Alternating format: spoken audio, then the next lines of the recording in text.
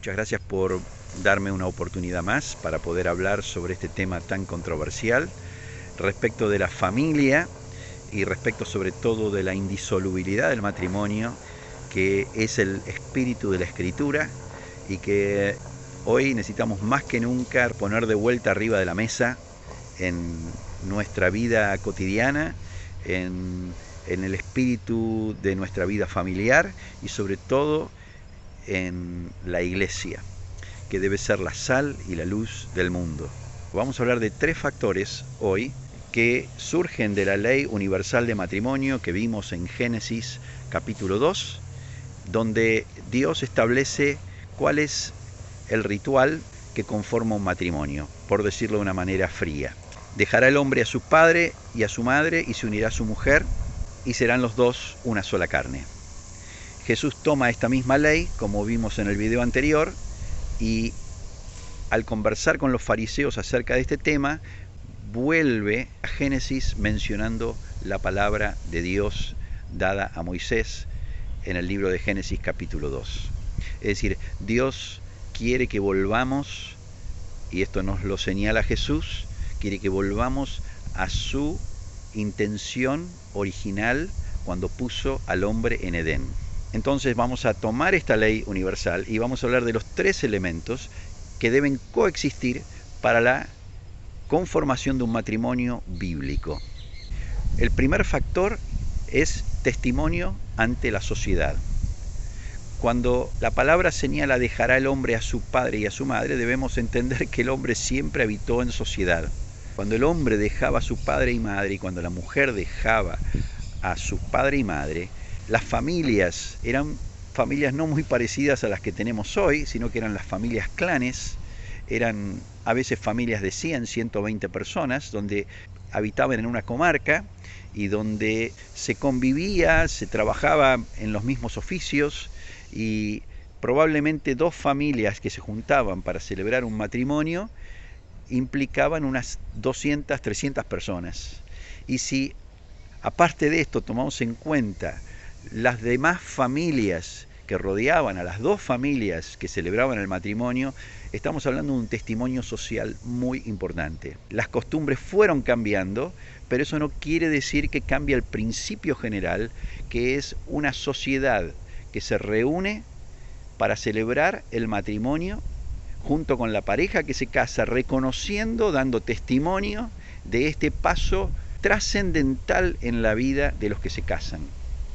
Por lo tanto, esto no es una ceremonia privada, esto no es una ceremonia instaurada en la intimidad de un cuarto, donde un hombre le susurra al oído, yo me caso con vos. Es importante que nos remontemos a ese factor de que la familia que hoy consideramos familia es un reducto pequeño, es una simplificación muy grande de una familia que existió hasta tiempos anteriores a la Revolución Industrial, que es la familia clan, donde estamos hablando de una familia de 100, 120 personas. Entonces, testimonio social es el primer elemento. El segundo elemento es se unirá a su mujer. Quiero aclarar que se unirá a su mujer no quiere decir intimidad física. Eso viene después cuando dice serán una sola carne. Se unirá a su mujer es el pacto que se celebra entre ellos dos en el contexto de este testimonio social. Es un pacto sumado al testimonio social, donde las 2 personas ante Dios, aunque ellos no crean en Dios, aunque ellos no consideren que Dios existe, Dios es testigo de ese pacto. Y vamos a hablar más adelante de lo que es un pacto para Dios, de lo que es una promesa para Dios. Por tus palabras serás justificado y por tus palabras serás condenado, enseñó Jesús. Y las palabras dichas en ese ambiente de testimonio social son escuchadas por Dios.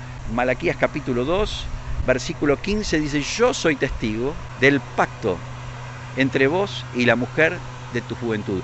Yo los hice uno, dice Dios. ¿Por qué los hizo uno, habiendo en él abundancia de espíritu? Dice Malaquías. Es decir, el que une es Dios. Más allá de que la promesa la estamos haciendo nosotros, el que une es Dios. Entonces, ese pacto junto con el testimonio social, casi ya conforman un matrimonio. Falta el tercer elemento, que es la unión sexual. Serán una sola carne. Serán una sola carne quiere decir que sin que este factor esté presente, todavía no se consumó un matrimonio. Déjenme aclarar que en el tiempo de Jesús y hasta un tiempo previo a la Revolución Industrial era muy común el casamiento betrodal. El casamiento betrodal era el casamiento entre dos menores de 10 años, 11 años. Las dos familias o los dos clanes se juntaban, celebraban ese matrimonio y luego venía, después de la pubertad, el hecho de que se iban a vivir juntos. Esto implicaba que ya estaban casados desde muy pequeños, pero faltaba la pubertad para que pudieran tener el tercer factor de la ley creacional de matrimonio, que era ser una sola carne. El ejemplo más claro que tenemos y que más viene a nuestra mente es el ejemplo de José y María. José y María estaban casados, desposados, dice la palabra, pero José no conocía todavía físicamente a María, y esta era una situación muy normal, era la manera en que se casaban los hombres y las mujeres antes de la Revolución Industrial en la mayoría del mundo. De hecho, este mismo sistema betrodal de casamiento todavía se sigue practicando en sociedades más primitivas. Entonces, el tercer factor es, serán una sola carne. José y María consumaron su matrimonio cuando se casaron. Después vamos a hablar de qué pasaba con José, por qué la quiso despedir cuando la vio embarazada, antes de que el ángel le avisara que lo que iba a venir era de Dios. Pero eso es un tema aparte.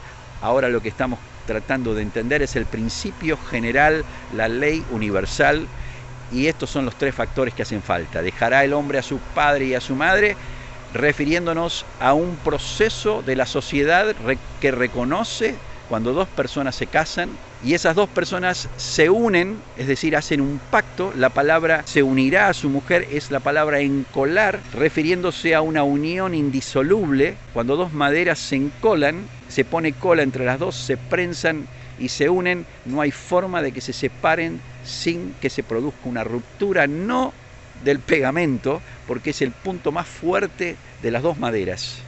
No hay forma de separar esas dos maderas sin que un pedazo de una quede en la otra y viceversa. Así que se unirá es un elemento solemne delante de Dios que no tiene nada que ver con las creencias que tengan las personas, sino que es algo establecido por Dios junto con el testimonio social, y finalmente el tercer elemento es la unión sexual. Cuando se dieron estos tres elementos tenemos matrimonio. Toda otra práctica que saca alguno de estos elementos no conforma un matrimonio. La mera unión sexual de dos personas no conforma un matrimonio. La promesa íntima de dos personas sin un reconocimiento público de esa promesa como matrimonio tampoco conforma un matrimonio. La práctica constante de el estar juntos sexualmente sin que estén los otros elementos tampoco conforma un matrimonio. La convivencia de dos personas que no están casadas es pecado, es inmoralidad sexual. Y es inmoralidad sexual el primer día, el segundo día, el tercer día, el cuarto día e indefinidamente. Pasaron 17 años y sigue siendo inmoral. Dios no quiere que dos personas estén conviviendo cuando no están casadas. Eso se llama inmoralidad sexual. Eso se llama fornicación. Estos tres elementos entonces, testimonio ante la sociedad, pacto público reconocido por la sociedad que rodea a la pareja, y en tercer lugar la unión sexual de los tres. Estas tres cosas son el orden reconocido por la Escritura para un casamiento. Se deben dar en ese orden. No se puede poner la unión sexual previo a los otros dos factores. Eso es pecado. Se tienen que dar en el orden establecido por Dios. Dejará el hombre a su padre y a su madre, se unirá a su mujer y serán los dos una sola carne. Solo resta añadir lo que Jesús agrega cuando conversa con los fariseos en Mateo 19.